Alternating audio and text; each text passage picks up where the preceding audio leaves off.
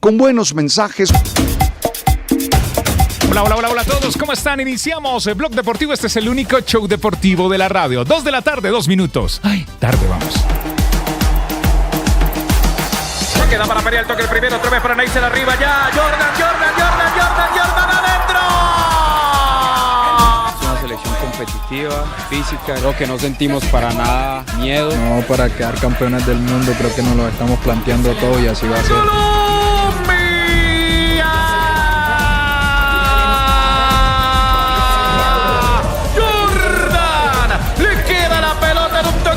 Corto. Yo también tuve 20 y me gustaba el de fútbol. Hoy arranca el mundial. Los chicos quieren ser grandes.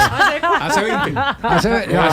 Ah, no, pues usted tiene 40 años nomás. Sí, 42, perdón. Pipiolo, Castel, el pipiolo del programa que hacemos, ¿ah? ¿Qué tal? ¿Cómo le parece? No, si hubiera sido desde Javier, que yo lo también conozco, tuve 60, Castel. Todavía, bueno, 60, es que esa es la edad que tenemos plenitud en todas sabiduría, las condiciones. maravilloso, experiencia. Ahí es donde empieza a valer la existencia. A los 60. A los 60. Claro. Sí, claro. Usted no sabe el fenómeno que se está dando en este momento en las grandes empresas norteamericanas. Están contratando a los veteranos. Otra vez a los veteranos. A los de la Claro, experiencia. Se ha perdido la sabiduría. A los Se que le saben llama cómo ahora- es, porque los de 40 apenas están empezando. Es que los de 20 no quieren trabajar y los de 40 no nos pichones. Hay mucho pichón. Sí, los de 40 que iba a decir. Sexadolescencia. ¿Qué iba a decir? No, es que yo lo veo aquí con turno de 18 horas y entonces le pregunto, no, es que tengo que hacer cositas. ¿Quiere presionar?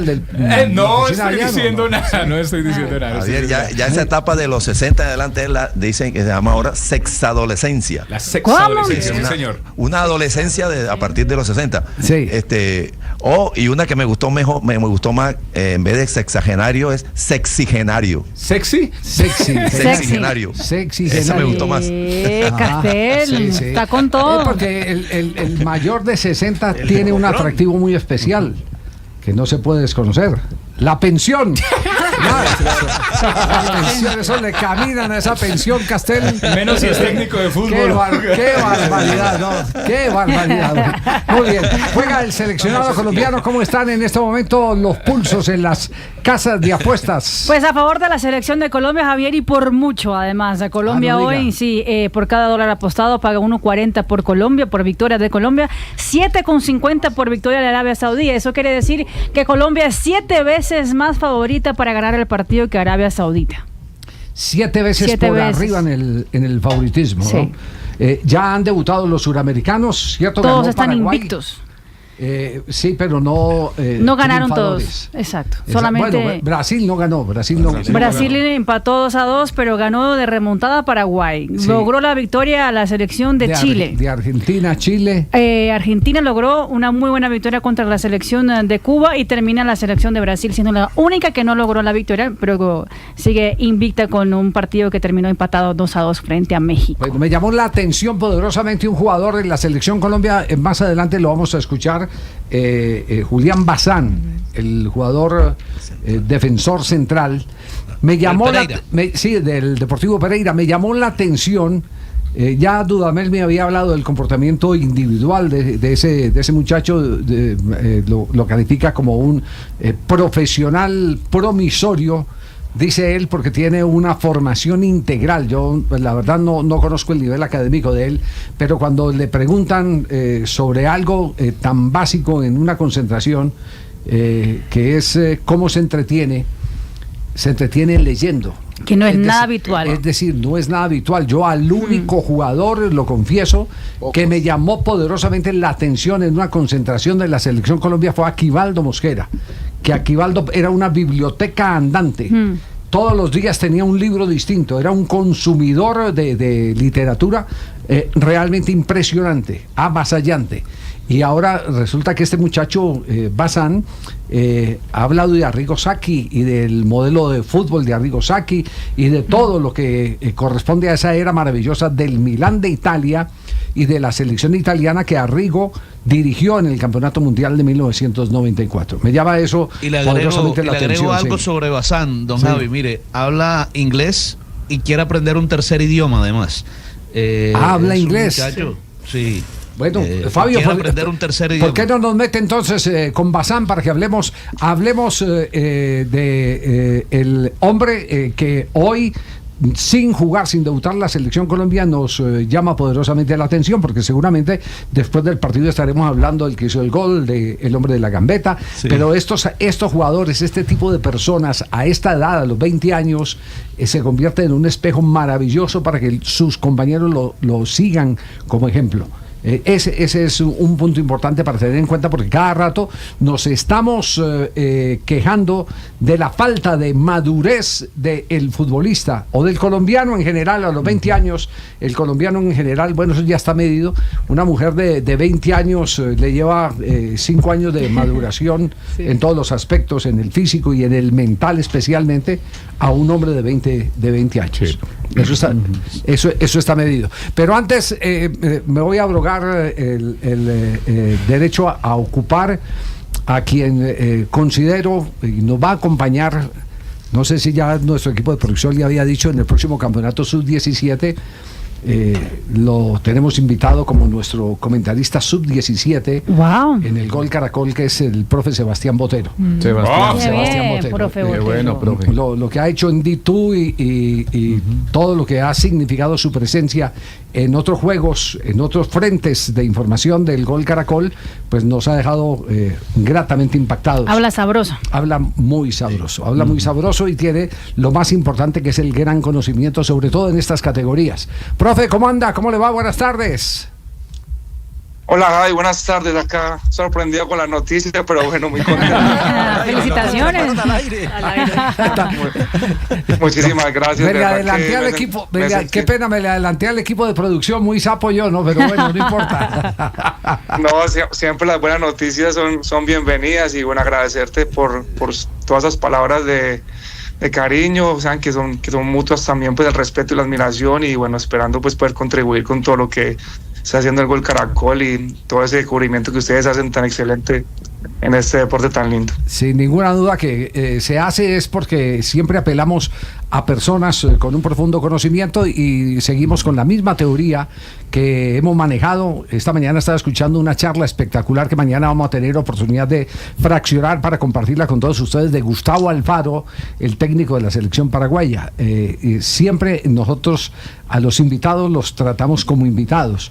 No son nuestros competidores, son nuestros consultores. Esa es la filosofía del Gol Caracol, y por eso cuando tenemos la oportunidad de elegir a alguien, lo elegimos porque tiene más o menos la misma manera de pensar de nosotros, que por encima de todo está es el equipo, no las individualidades.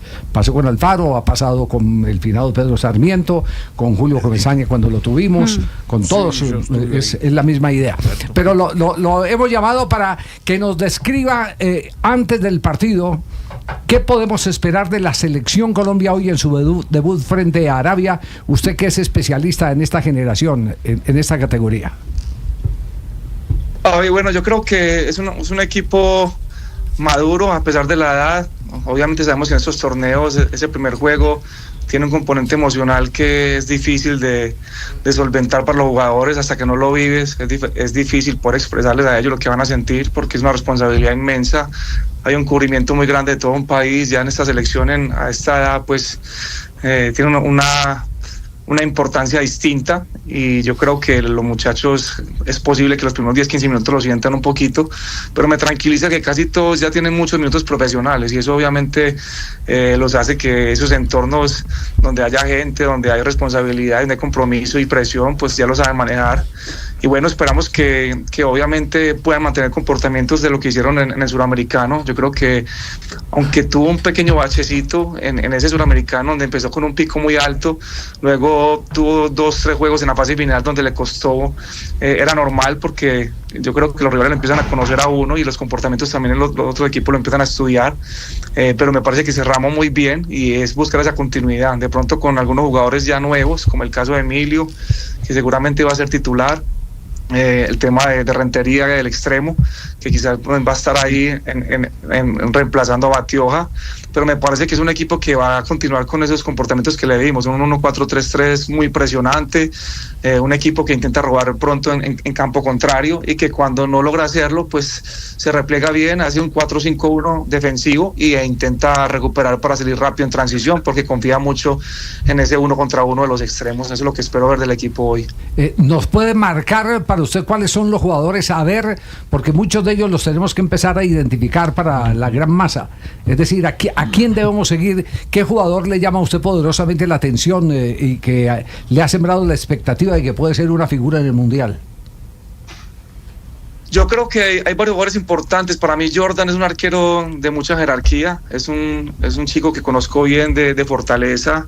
Samario, con muchísimo carácter, personalidad, un arquero que le gusta asumir ese protagonismo, incluso a veces con algunos gestos que para algunas personas son cuestionables, pero también hacen parte de ese tipo de arqueros que tienen esa personalidad como Burgos, como muchos que ustedes recuerdan, seguramente más que yo, que les gusta jugar con la tribuna, que les gusta asumir y cargarse con esa responsabilidad de la presión, y no les cuesta eso. Yo creo que es un arquero muy interesante, tiene un muy buen saque, muy buen juego con los pies, un arquero atajador.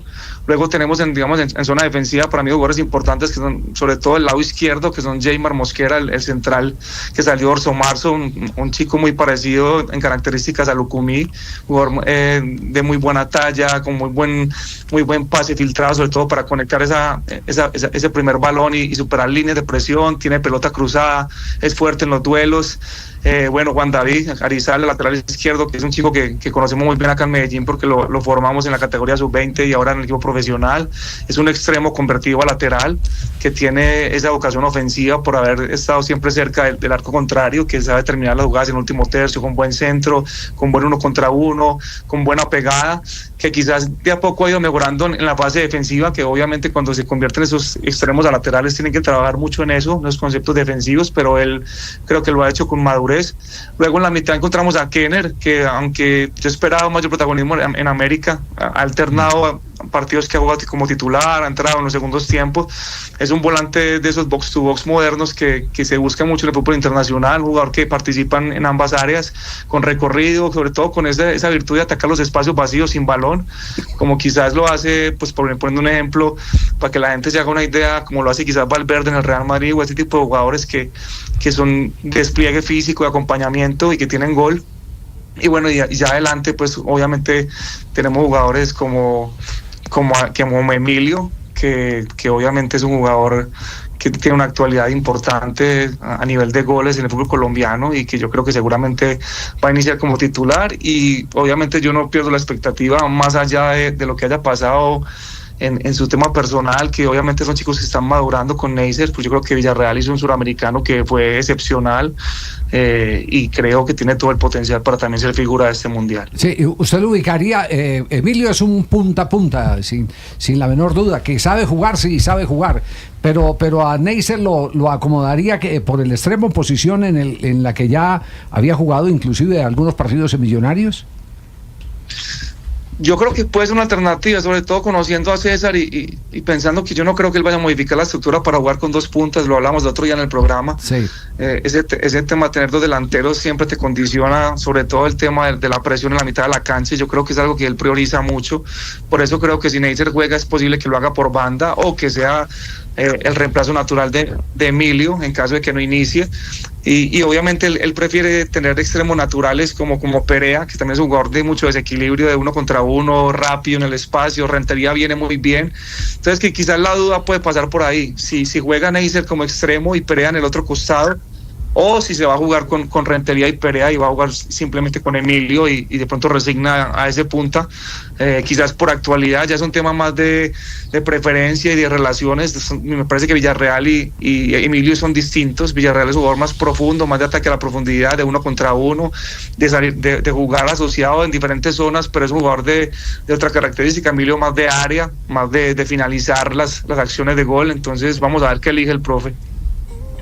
Profe, solo a 13 de los 21 convocados de César Torres estuvieron en el Sudamericano. Le quería preguntar, esos 8 que llegan a esta nómina, ¿qué le aportan al equipo? ¿Qué características nuevas podemos ver de la selección Colombia con los 8 jugadores que llegan para integrar el grupo de la selección colombiana?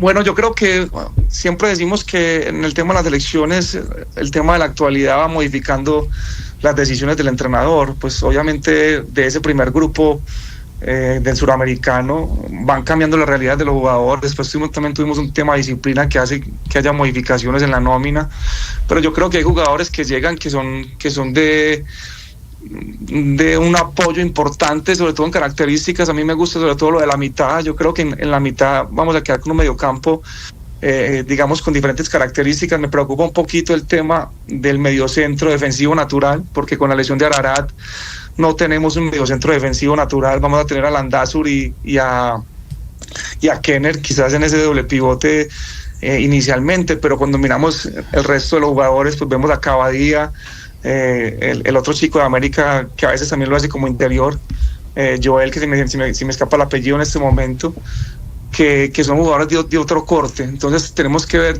quién quizás va a dar el equilibrio, que es lo que me preocupa un poquito en este caso, porque tenemos jugadores de muy buen pie, jugadores de muy buen fútbol asociado, y ahí va a estar Jordan también seguramente como titular haciendo ese enlace, pero me preocupa un poquito sobre todo el mediocentro defensivo, porque es un jugador que tiene que tener mucha conciencia a la hora de hacer relevos, de hacer respaldos y de pensar mucho más en el equipo a la hora de estar atacando. Eso no lo tienen todos los jugadores. Generalmente es un jugador con mucha conciencia que tiene que estar ahí, y esperemos que cualquiera pues que elija el profe pues esté muy consciente que ese rol lo tiene que cumplir. Sí, bueno, el rival...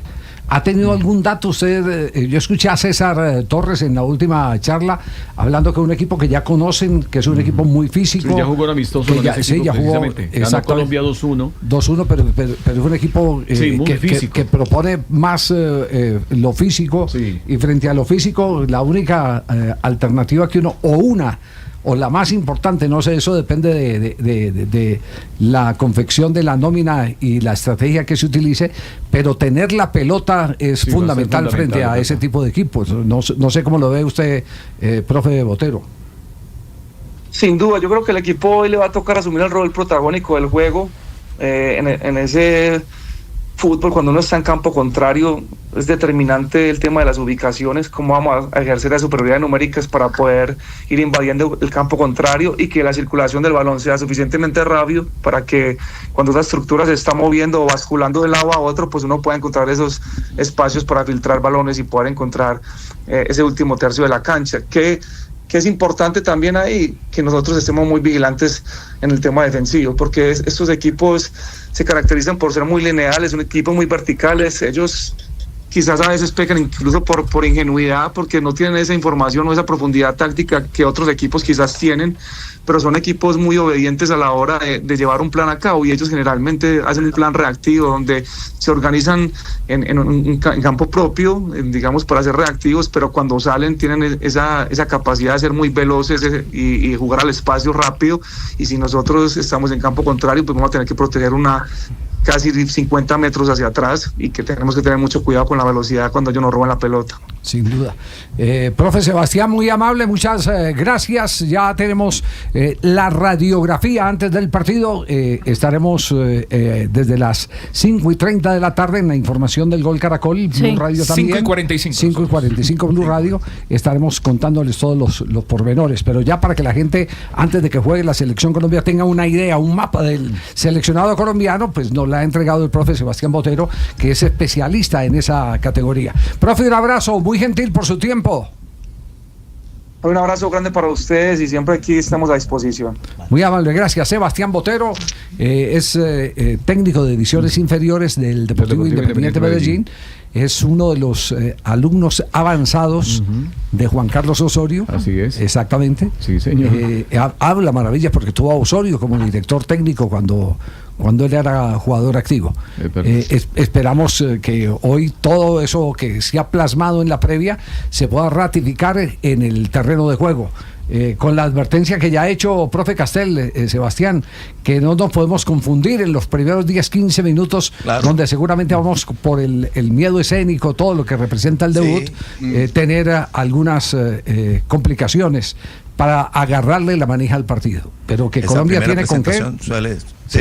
Suele medianamente, en algunos más que otros, pero generalmente la primera presentación es como hay un impacto ahí en el sistema nervioso que obviamente los buenos equipos, los buenos jugadores superan más rápido. Lo mismo que le pasa a uno cuando va a un mundial, la primera transmisión es la más complicada de todas. Entra con nervios, dice cualquier cosa y se confunde con los nombres. Todo. ¿Cuál fue la primera suya, don Javi? La primera transmisión. Transmisión, nos tenemos que ir a la prehistoria. La radio era blanco y negro. No, la primera fue en Manizales cuando dije que sacaba Sixto Molina de manotazo con la pierna derecha. De manotazo con la pierna derecha. ¿Y de mundial? Mundial, la primera que me tocó porque acompañé mundiales desde 1978 en Argentina. El 78. Me tocó en Mendoza con Walter Nelson. Sí, claro. El hombre, él estaba cubriendo la zona de Mendoza.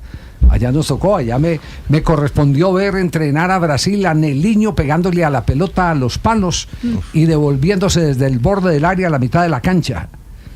Y no fallaba. ¿Con qué medio, Javier? Nelinho. El 78 con Caracol Radio. Que ese fue mi primer campeonato del mundo. Fue el primer campeonato del mundo. Era chico usted, don Javi.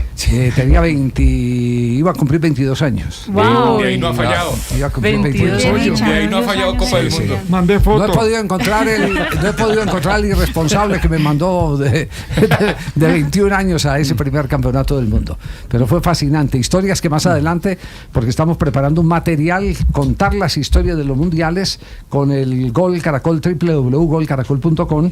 Estamos en esa 13 tarea. mundiales ya. Ya, evidentemente, 13 Copas del Mundo. Todas bien ajetreadas. Sí. Exactamente. Bueno, muy bien, nos vamos a nuestro primer corte comercial, ¿les parece? Sí, antes de escuchar a Bazán, que Fabio está, que nos presenta a Bazán, y meternos de lleno a lo que nos corresponde hoy, el debut de Colombia en el torneo Mundial Sub-20 en Chile. El único show deportivo de la radio, al aire, 2:23, ya regresamos, no te muevas. Hoy juega. Le digo una cosa, señor. Tenemos hoy distinción, hemos inaugurado el premio Joaquín Correa. El premio Viejoquín. ¿Cuál es ese premio? Es el premio a los árbitros, Joaquín Correa, sí. Y vamos a contar la historia porque el premio Joaquín Correa se lo llevó Ulloa y se lo llevó García al bar. Sí. Sí. Premio Joaquín Correa. Exactamente. Sí. Mira esa foto. Inaugurado. Exactamente, ese es premio Joaquín Correa. Y le contaremos la historia porque Joaquín Correa es nuestra inspiración en el día de hoy. Muy bien, son las 2 de la tarde, 24 minutos. Ya vienen los premios aquí en el único show deportivo de la radio. Ya regresamos, no te muevas.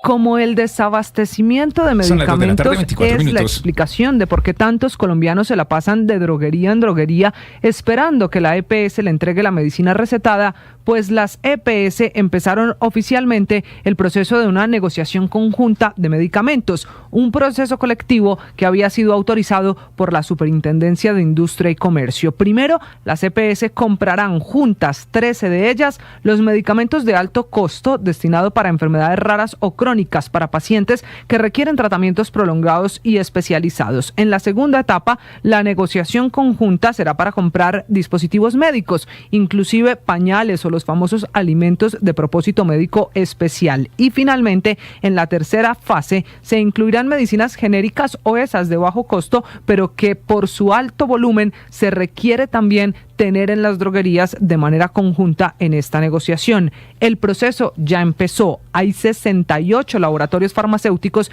que tienen hasta el 5 de octubre, es decir, hasta la próxima semana o terminando esta, para presentar sus propuestas. Según la Superintendencia Nacional de Salud, es más fácil que las EPS negocien de manera conjunta y así beneficien a unos 269,000 afiliados.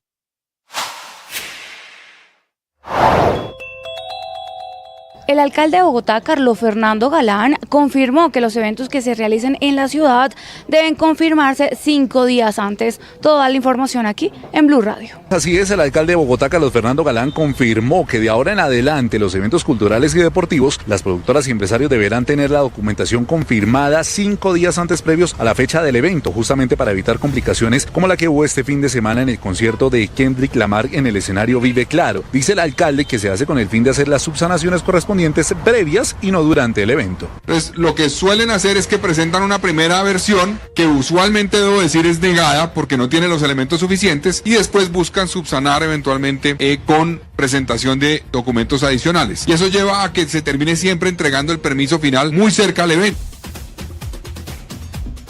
Son las 2 de la tarde, 27 minutos. Continuamos con el único show deportivo de la radio, Blog Deportivo, y juega Colombia. ¿Alguna información de último momento internacional, Marina? Sí, Javi, mira, la Conmebol ha hecho visible los premios que han recibido los equipos sudamericanos en los últimos 5 años. ¿Quién ha recibido más? ¿Quién ha recibido menos?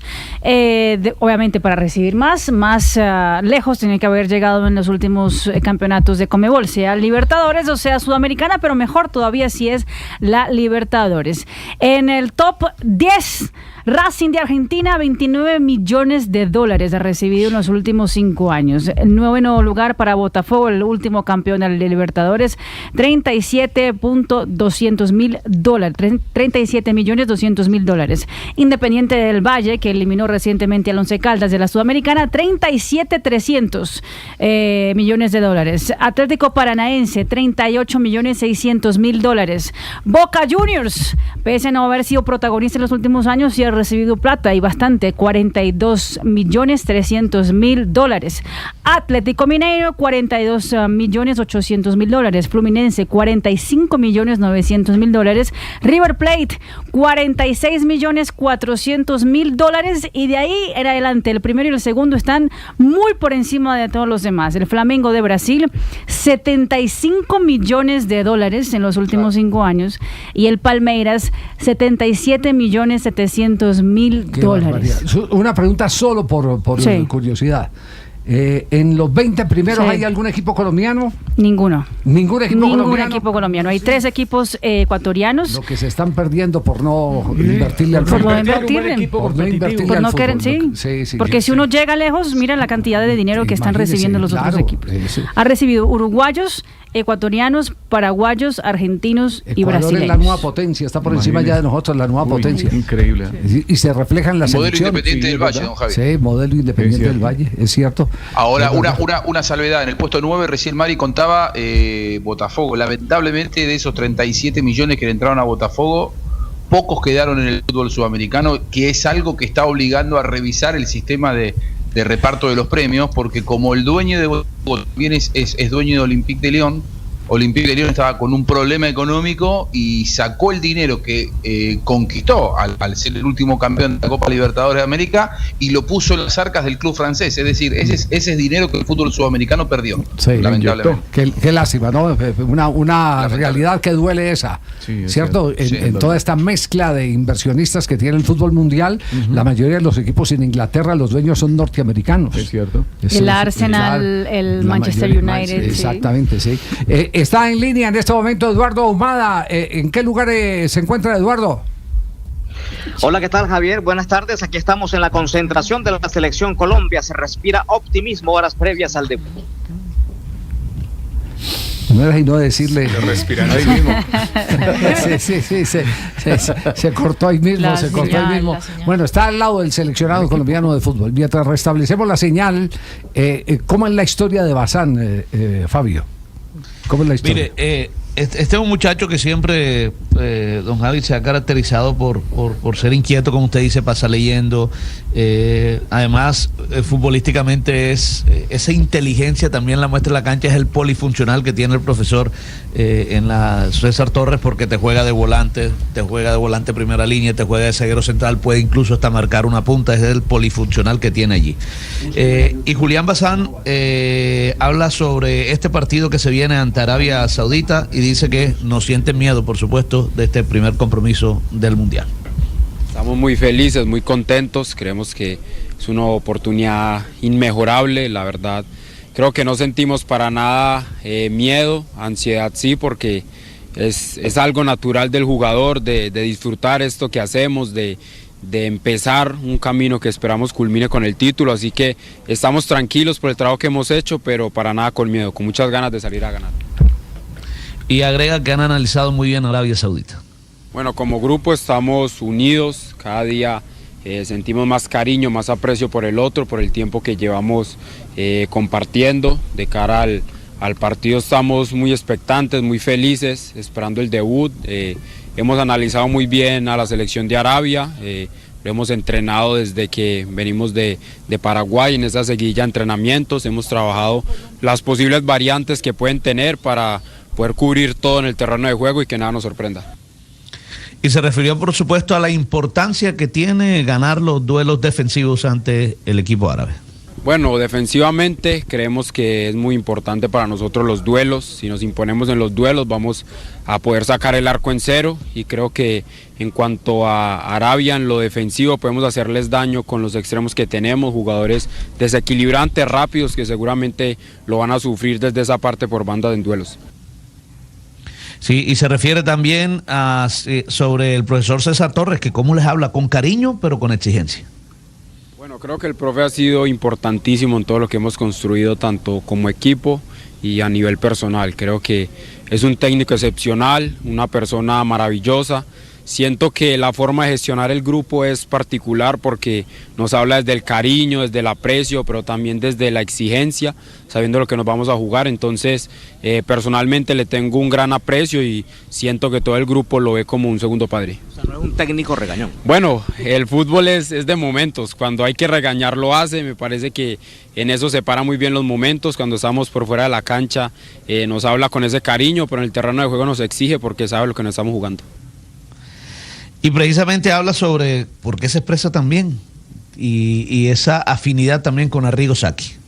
Bueno, no, esto sí se lo tengo que agradecer a mis padres, que desde pequeño me han inculcado la lectura, hablar de buena manera. Entonces, gracias a ellos y a la crianza que me han dado, puedo expresarme de buena manera. Bueno, un poco de todo. Me gusta el tema de fútbol. Ahora estoy con Arrigo Sacchi, un técnico italiano. Últimamente también he tocado temas de finanzas, libros de todo tipo para poder tener un poco de todo y saber bastante. Y dice que en el fútbol, por supuesto, hay que ser inteligentes, por eso la importancia de estudiar y de leer. Eso de leer tanto también lo enseña a interpretar la realidad y un partido de fútbol. Bueno, sí, es totalmente cierto lo que tú dices. El fútbol es un deporte donde, aparte de las condiciones físicas, hay que ser muy inteligentes, interpretarlo de buena manera, para así poder sacar ventaja sobre los rivales. Entonces creo que el leer, estudiar va a ser muy importante para nosotros los deportistas, no solo en la parte externa del fútbol, sino también en lo que vimos en la cancha para la toma de decisiones. Bueno, ahí tienen pues entonces el intelectual de la selección juvenil que debuta hoy ante Arabia. Llega a Colombia con qué recorrido de partidos preparatorios. Bastantes partidos, Javi. Mire, 8 partidos en este 2025, marcaron 11 goles, ganaron 5 partidos de esos. Vea, le ganó a México, le ganó a Panamá 1-0, le ganaron a Islandia 3-1, le ganaron a Corea del Sur 1-0 y Arabia Saudita, el rival justamente de hoy, 2-1. Empataron en 2 compromisos frente a Panamá y frente a Paraguay. Y el único partido que perdió este año fue frente a Estados Unidos por la mínima diferencia. 11 goles en 8 partidos. 11 goles y ¿cuántos recibidos? Recibidos, ya le saco acá la cuenta rápido. 3. 2 y 3 son 5. 5 goles. 5 goles. Bueno, 5 goles recibidos. 5 goles. 11 marcados y una diferencia de más 6. De más 6. Pero me llama poderosamente la atención, como decíamos en la apertura del programa, el que dentro especialmente de esta categoría, porque cuando yo conocí a Aquivaldo Mosquera, lector empedernido, estaba en una selección sub-23, la de Jaime de la Pava, que nos representó en un preolímpico, el de La Serena, Chile. Y este muchacho con 19, 20 años es un dedicado a la lectura y eso cae muy bien. No es el primer jugador de fútbol que lo hace. Hoy en día la pelea de los técnicos es la distracción con los juegos. Que suelten el celular, que en las redes. El celular, las redes, sí. Ese es el mayor inconveniente. Por eso, sí, pero es bien complicado, bien difícil. Y encontrarse un muchacho de estos llama poderosamente. Además, leyendo a Arrigo Sacchi, que no es un técnico o un personaje del fútbol de la actualidad. Por eso quiere hablar de la curiosidad que tiene. Sí, a mí me hace acordar esto de este chico que hablamos de Colombia, que es totalmente fuera de serie. En ese momento no era Bazán, como hoy Bazán nos sorprende, en esa época se leía un poco más, pero siempre cuenta Jorge Valdano, que cuando lo llama Bilardo a la selección argentina y lo empieza a conocer, le llamaba la atención a Bilardo, aquel equipo que luego fue campeón en México 86, le llamaba la atención que Valdano siempre llegaba a los entrenamientos y a la concentración con uno o dos libros bajo el brazo, que lo tenía en su bolso de ropa que llevaba para cambiarse, que llevaba libros. Y el día que parten rumbo a México, Argentina, de hecho pasó por Barranquilla, jugó su último partido en Barranquilla antes de partir hacia México, cuando se encuentran en Ezeiza para partir a esa gira previa, que fue de 40 días, inclusive anduvieron por Israel también, todos llegaban con una maleta y Valdano llegó con 2. Y Bilardo le llamó la atención, ¿no? Porque bueno, que hay que ver cómo vamos a hacer. Y Valdano le tuvo que explicar que lo que llevaba en la segunda maleta eran libros, porque dice, usted nos lleva 40 días de gira previa y después pretende que lleguemos hasta la final, son 70 días, tengo que leer mucho, así que se llevó como 10 libros para todo lo que fue aquel... Sí, le oí esa anécdota, Valdano, se la vi y recuerdo que dentro de la anécdota, en un conversatorio que hizo en la ciudad de Cali, Valdano hablaba de la reacción de Bilardo. Bilardo dijo, y entonces te vas a distraer leyendo libros, no sabes cómo juega el 7 de tal equipo, no sabes cómo juega el 3 de tal equipo, porque Bilardo solo consumía fútbol. Sí. Pero lo importante que es tener una cultura, pero más que la cultura, la agilidad mental que da la lectura para que un jugador tome buenas decisiones. Eso es bien importante. Mantener entrenado el cerebro con los retos un hábito en desuso. Exactamente, sí. Un hábito en desuso,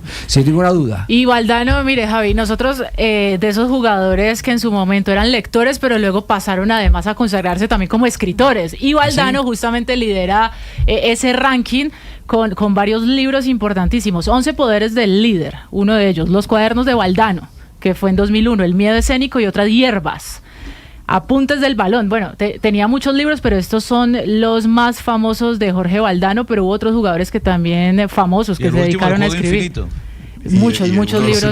Sueños de fútbol. Los 11 poderes que sí que ese es el más vendido. Sí. Exactamente. Sí, con $20,000 vale la charla de una hora con Jorge Valdano. Sí, esa es la charla. $20,000. Es decir, el que quiera tener la conferencia, bájese de los $20,000 para que escuche a Valdano. No, y me imagino que hay mucha gente que los paga, pero sin ninguna. Hay gente que la credibilidad. Claro.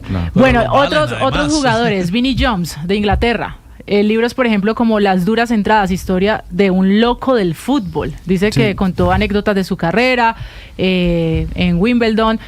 También Romerito, Julio César Romero de Paraguay. Libros y poemas y reflexiones de un crack guaraní. Se llamaba su libro, que lo publicó en los años 90. Dicen que era poemas personales sobre su vida. Terry Venables, de Inglaterra también. Dice... El técnico es entrenador de la selección de Inglaterra. Solían jugar sobre hierba en el 72, una novela, mira que esto es interesante porque escribía en ese momento, en el 72, novelas futuristas sobre el fútbol, en canchas sintéticas, que fue una crítica a ese rumbo que hoy vemos en el deporte, en el 72. También Paolo Solier de Italia, su libro se llamó Patadas, escupitajos y golpes de cabeza, en 1976. Y ahí le puede sumar a Ruth Gulli con su famoso libro, el que consume el profesor Castel. Javier Castel, conociendo el centenario. Sócrates, de Brasil. De la mano con el fútbol. Exactamente. Johan Cruyff. Pero digamos que hay algunos para aterrizar el tema. Hay algunos que se convierten en escritores porque son los dueños del nombre, pero detrás de ellos están los productores del libro. Que no el caso de Valdano, por ejemplo, que Valdano es su propia mente y su propia pluma. Él mismo exactamente, escribe, él mismo escribe. Claro. Don Javi, y hay un dato interesante, porque todos estos ejemplos que hemos puesto aquí son ex deportistas que han escrito sobre deporte.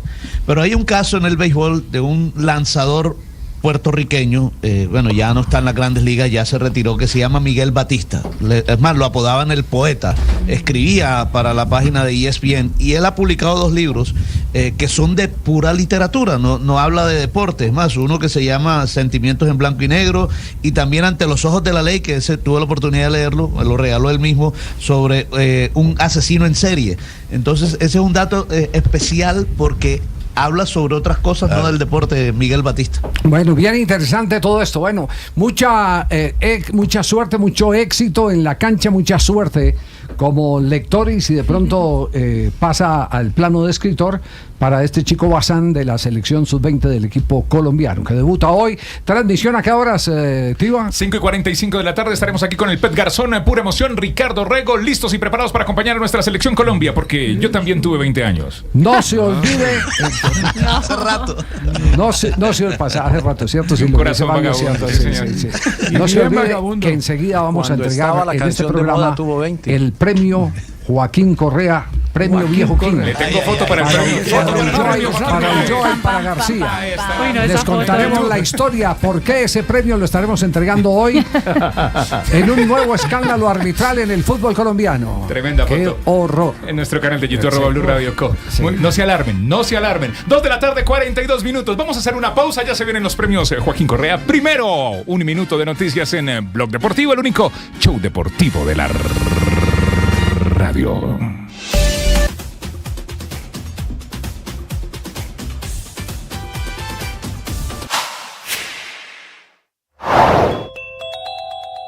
El lugar donde el presidente Gustavo Petro incitó a los soldados de Estados Unidos a resistir las órdenes de Donald Trump hacen parte de la Asamblea de Naciones Unidas.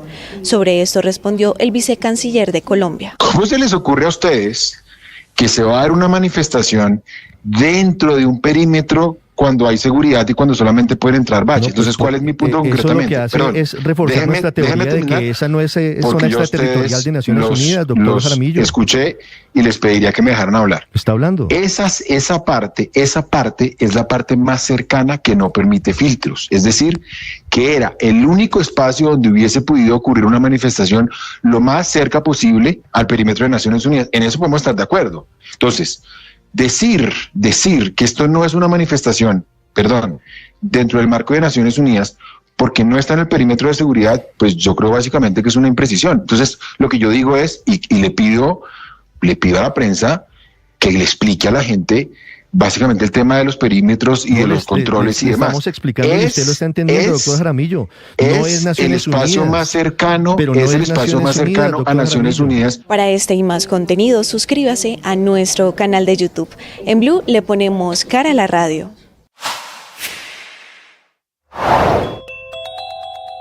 Más de 500 empresarios y líderes gremiales firmaron una carta en la que rechazaron las afirmaciones del presidente. Aseguran que la posición de Petro no representa la voz de millones de colombianos que creen en el respeto hacia otras naciones. La firman el presidente de la ANDI, Bruce McMaster, el presidente de la Federación de Cafeteros, Germán Bahamón, la presidenta de la Cámara de Comercio Colombo-Americana, María Claudia Lacutir, el presidente de la Cámara Colombiana de la Infraestructura, Juan Martín Caicedo Ferrer, entre otros. 1 minuto de noticias. 2 de la tarde, 44 minutos. Comenzamos con información que tiene que ver con el respaldo que varios ministros han emitido al presidente Gustavo Petro luego de que Estados Unidos confirmara que le va a retirar la visa, esto por sus declaraciones frente a la situación en la Franja de Gaza.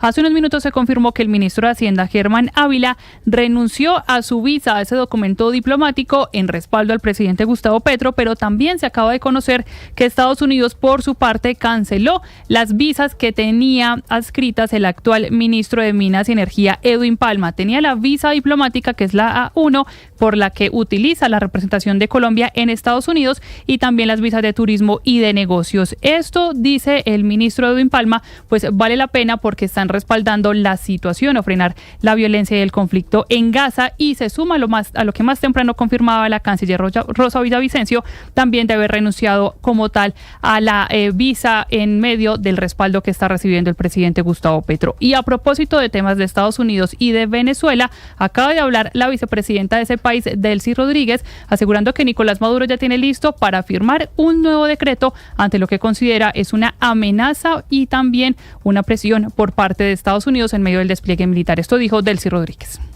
¿Con qué sentido? Que el presidente como jefe de Estado tenga facultades especiales, tal como lo contempla la Constitución, para movilizar nuestra Fuerza Armada Nacional Bolivariana en todo el territorio nacional, para tomar inmediatamente militarmente la infraestructura de los servicios públicos, de nuestra industria de los hidrocarburos, de las industrias básicas del país, para garantizar el pleno funcionamiento de todo el sistema de servicios públicos, para activar todos los planes de seguridad ciudadana, para activar la milicia. Esta presentación o posibilidad de firmar como tal el decreto de conmoción externa la socializó en una reunión con el cuerpo diplomático acreditado en Venezuela. Continúen con Blog Deportivo y más desarrollo en blurradio.com.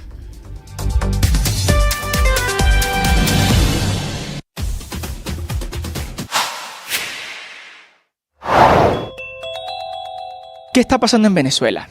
Miles de venezolanos participaron este fin de semana que pasó en un simulacro nacional convocado por el régimen de Nicolás Maduro para preparar a la población ante una eventual emergencia natural o un conflicto armado con Estados Unidos por el despliegue militar en el Mar Caribe para luchar contra el narcotráfico. Despliegue que Nicolás Maduro ha calificado de amenaza. Por otra parte, la líder opositora venezolana, María Corina Machado, le pidió al Papa León XIV que interceda por la liberación de los presos políticos venezolanos. Esto antes de la canonización del doctor José Gregorio Hernández y de la religiosa Carmen Rendiles el próximo 19 de octubre. Para más información, suscríbase a nuestro canal de YouTube. En Blue le ponemos cara a la radio. Y el Magdalena se prepara para las elecciones atípicas de la gobernación de este departamento. Rafael Noya es el primer candidato en postular su nombre de manera oficial para las elecciones atípicas de la gobernación del Magdalena. Noya fue un acérrimo militante de Fuerza Ciudadana, el movimiento de los exgobernadores Carlos Caicedo y Rafael Martínez, ese mismo que hasta la fecha no ha anunciado su candidato oficial. Al preguntarle a Noya la razón por la que decidió irse en contra de los que antes eran sus amigos y copartidarios, esto le respondió a Blue Radio. Durante toda mi vida he perseguido causas, mas no hombres ni caudillos. Decidí postularme por firmas porque creo firmemente que el Magdalena requiere, por encima de cualquier cosa, los intereses del pueblo. Todo indica que las elecciones atípicas en el Magdalena se darán entre los caiceristas fieles y los excaiceristas que se han ido retirando de Fuerza Ciudadana para apoyar a Noya y buscar adeptos también en el anticaicedismo o la oposición en el departamento. Las inscripciones de candidatos para las atípicas son hasta el próximo 10 de octubre. Suscríbase en nuestro canal de YouTube y siga toda la información en blurradio.com. En Blue le ponemos cara a la radio.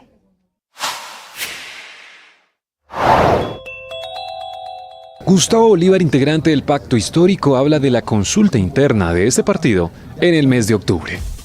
2 de la tarde, 49 minutos. Blog Deportivo, el único show deportivo de la radio, arrancando semana. Empezamos ya la ceremonia de... Fecha ¿sí? 13. Ladies and gentlemen, señoras y señores.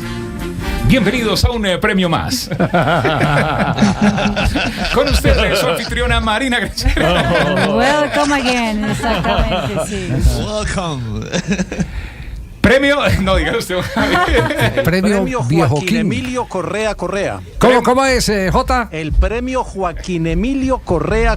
Hizo la tarea ayer, ¿no? Joaquín Emilio Correa. No, es decir, sabe que el viejo King es un personaje, o fue un personaje, falleció en el 96 a los 94 años de edad. Ajá. Y fue un personaje que dejó huella no solo en el arbitraje. El cerrajero más conocido del barrio Villahermosa fue el viejo King. Todavía se habla de él en las calles del barrio. El rey de las llaves. Fue futbolista, fue entrenador y terminó siendo juez de línea en Dimayor durante muchos años. Sí. Y tiene unas historias que son parte mito, fascinante. parte realidad, pero Sí. son fascinantes.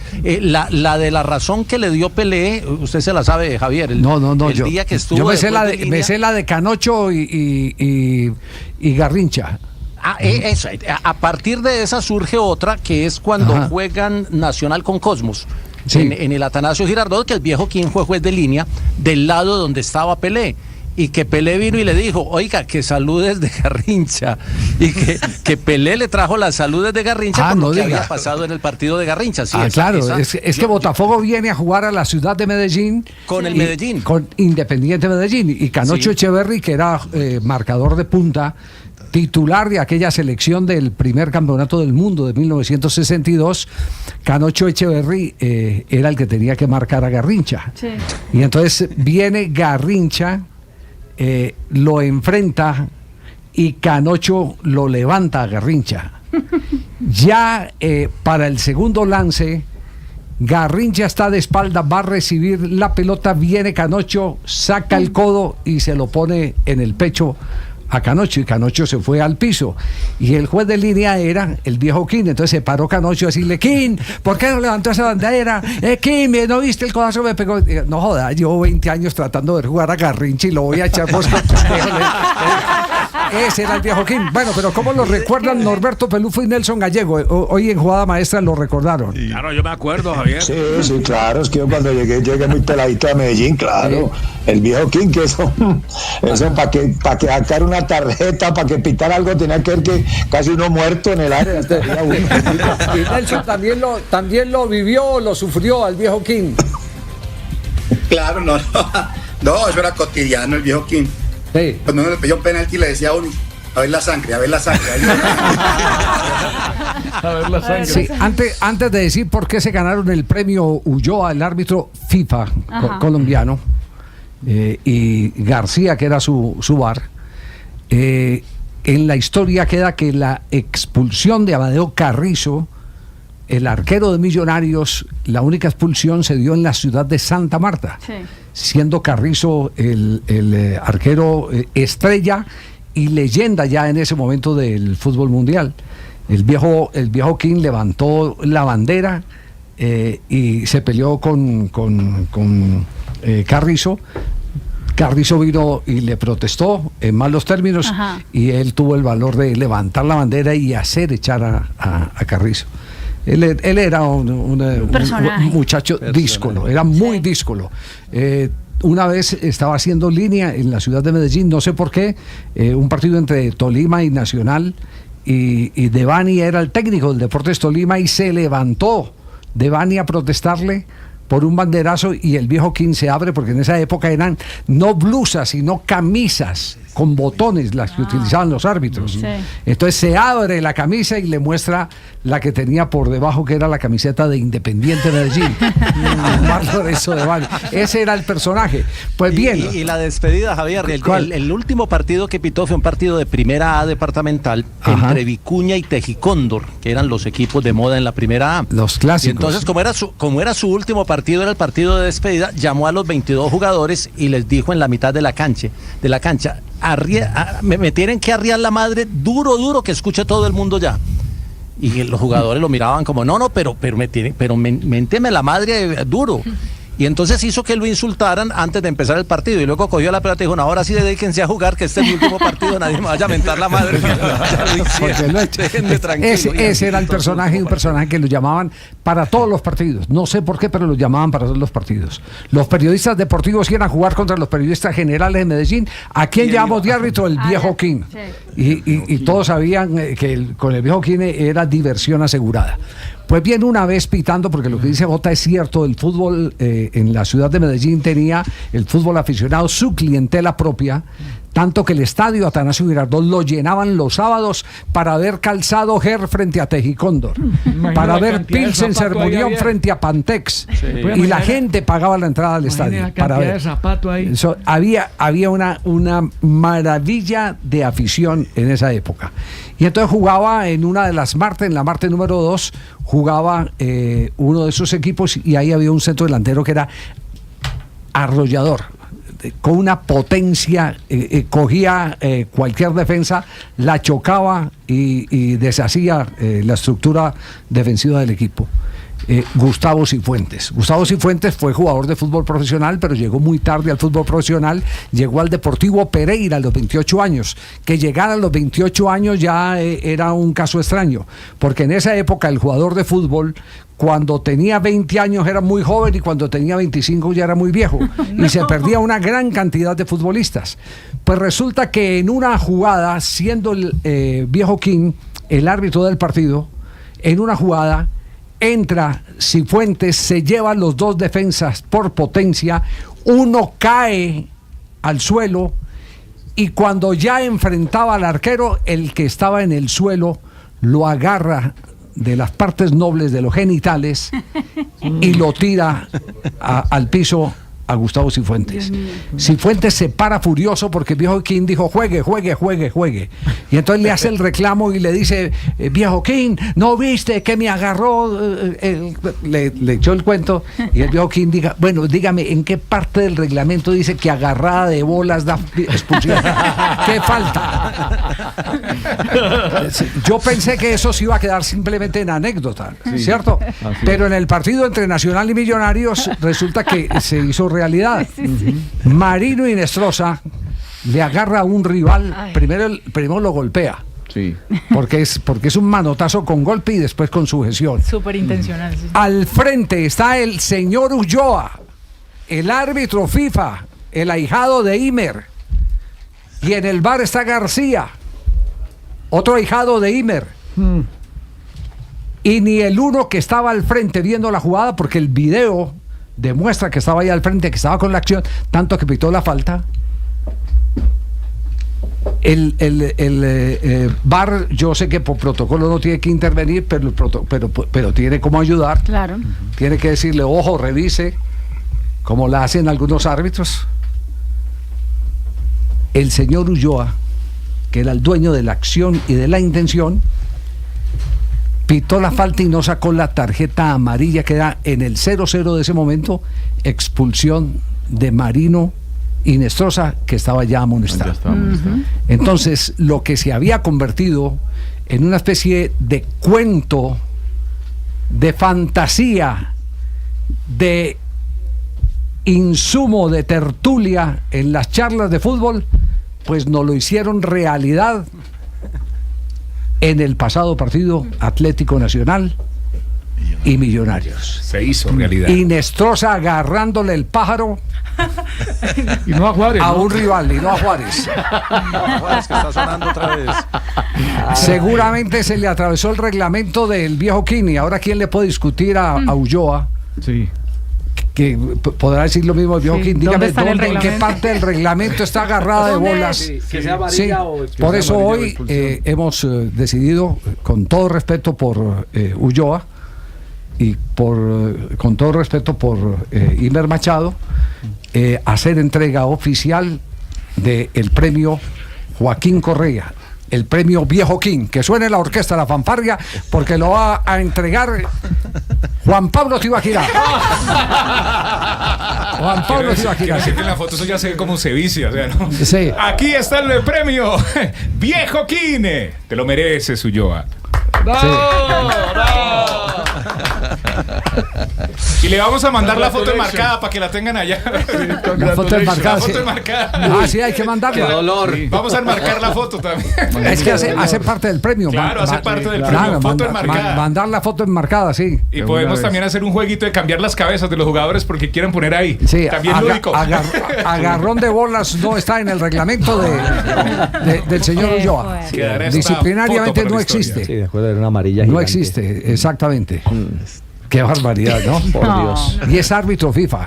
Y estaba 0-0 el partido. Y estaba 0-0 Claro, en en ese la momento. expulsión. Sí. O sea, es decir, influye en el trámite fundamental del partido. Claro. No digan después que esta imagen es un montaje porque no es real. No es. No digan que es un montaje. No es la IA. Es la imagen real. No, es que lo vimos en televisión. Sí, claro. Esta mañana en Jugada Maestra la pasamos y la repasamos.